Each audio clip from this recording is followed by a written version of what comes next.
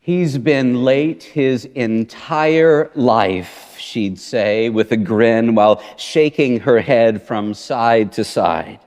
"He was 2.5 weeks late to his own birth," she would say whenever she had to explain why her son Simon was late again.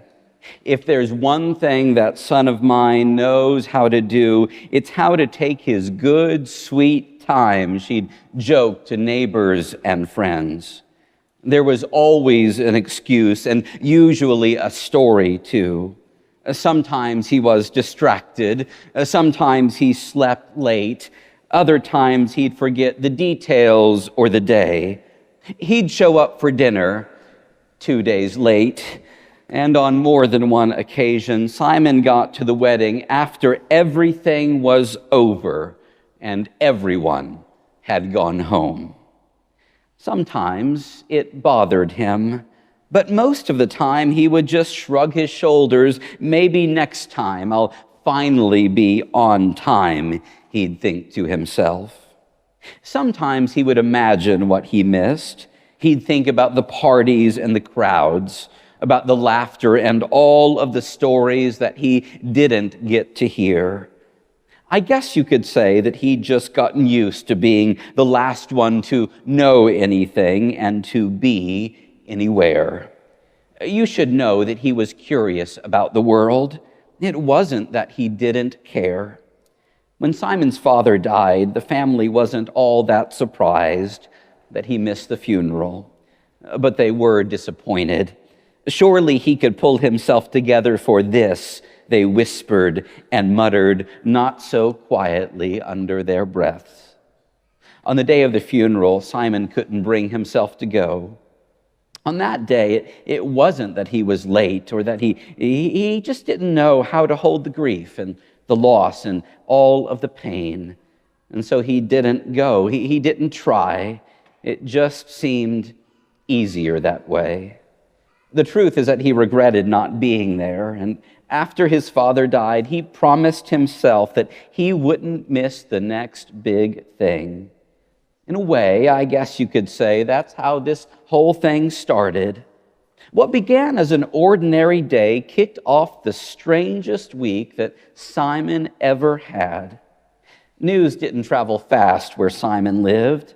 He lived miles and miles from the Jericho road, off a beaten and dusty path that faded into a craggy hillside.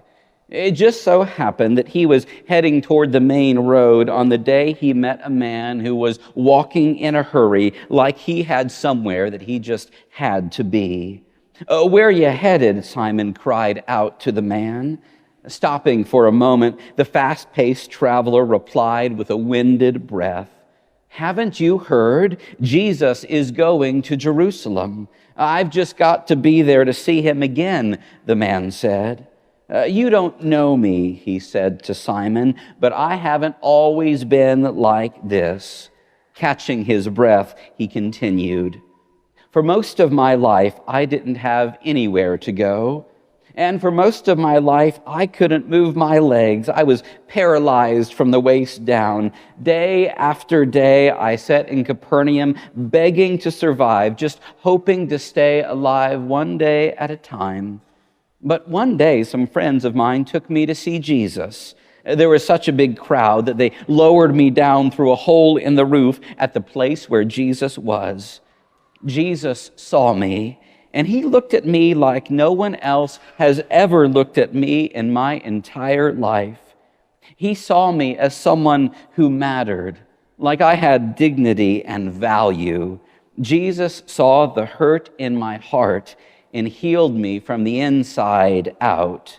Now, I'm literally standing here today because of Jesus.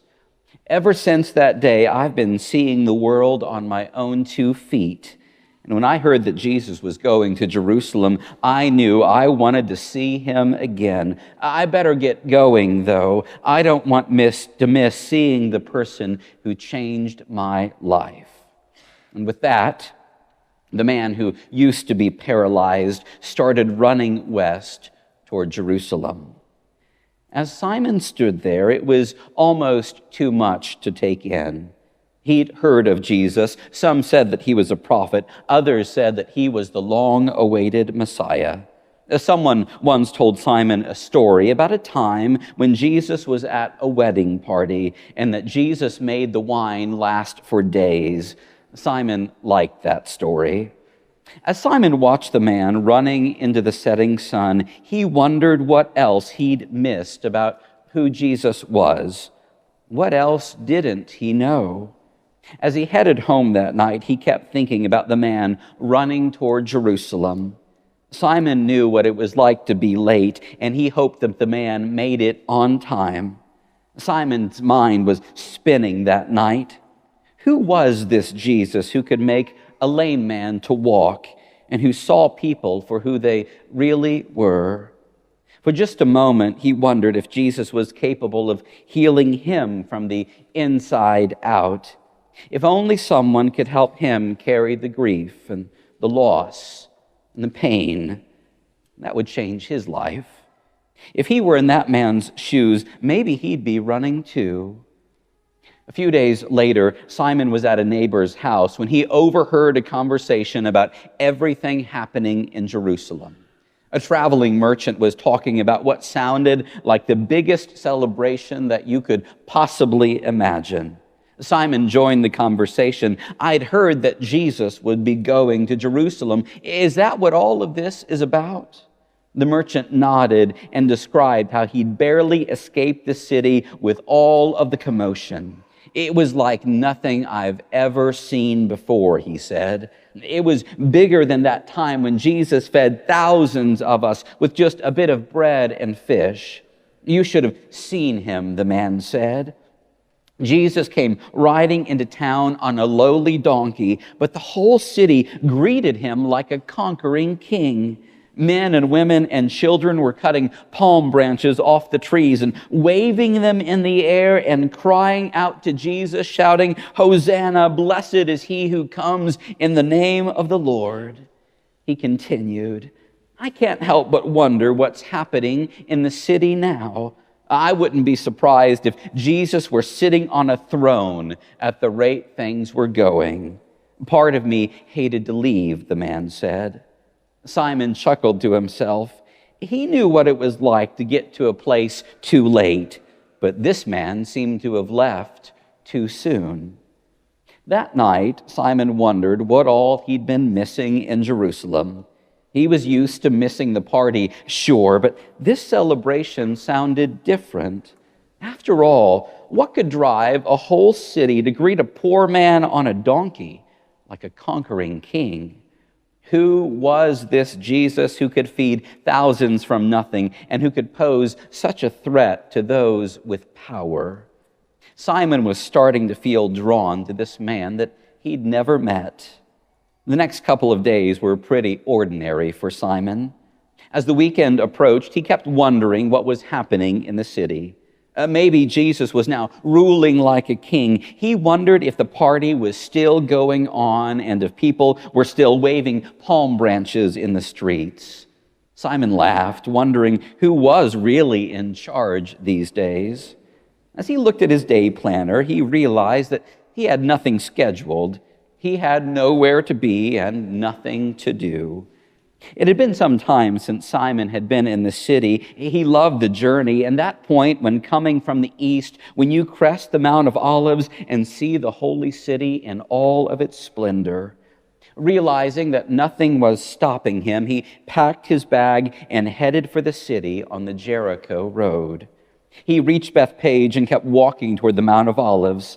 As he approached his favorite spot overlooking the city, he saw a young girl and her mother sitting right where he'd planned to stop.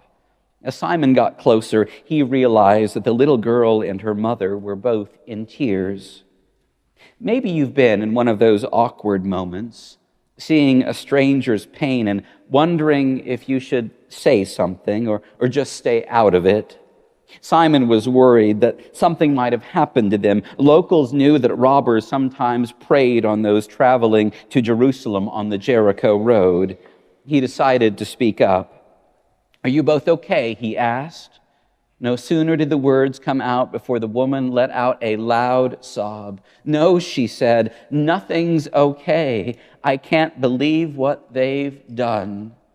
She continued, "When my daughter was sick and dying, Jesus healed her. She's here today because of him. He was special. It was like he had compassion for the whole world. He was innocent and kind, and they killed him because they were afraid of losing their power to the Prince of Peace." Simon was confused. After all, it was only a few days ago that Simon had heard that all of Jerusalem was celebrating Jesus and making a way for him, shouting with excitement and joy. Simon took a seat beside them and listened as she told him about all of the miracles. She also told him about how Jesus lived with courage and gentleness. Being near him made you believe that there was something bigger to life than what meets the eye. He was honest in a world that's afraid to tell the truth. As he stopped to care, he always stopped to care about those that others passed by. He made me believe in goodness and joy, and that everyone belongs in the love of God, even me. I'm sorry to tell you that you missed the chance to meet him, to see him, and to be seen by him. His final days were terrible, violent, and cruel. Simon slowly shook his head and shrugged his shoulders like he'd done so many times before. My mother always tells people that I've been late my entire life. I guess this time is no different. I should have come sooner, he told her. It's all over now, she said, tears streaming down her face. You might as well go home. They've put his body in a tomb. Simon stood up and looked in the direction of the horizon. He took it all in before saying, "Well, I think I'll keep going. I think I'd like to try and to see the place where they laid his body. Better late than never, right?" He bid the woman and her daughter farewell and made his way toward the tomb. He walked slowly through the city, seeing discarded palm branches strewn all over the streets. How fleeting hope and joy can be, he thought to himself. Just a week ago, these streets were a place of ecstasy and hope. As Simon walked, he wondered if he was walking the same path that Jesus had walked just a few days ago. By the time Simon finally got to the garden, it was early in the morning on the first day of the week. He entered the garden gate knowing that he had arrived all too late. But he felt something that he just couldn't quite explain. He thought about all the stories that he'd heard about Jesus. He was glad that he'd come this far, even if he was too late. Just as he was thinking about everything that had happened and been told to him, he heard a commotion up ahead. Simon didn't know what was happening, but he started running to Jesus' tomb. As he ran through the garden, he laughed to himself. He knew he was late, but somehow he felt like he was finally on time.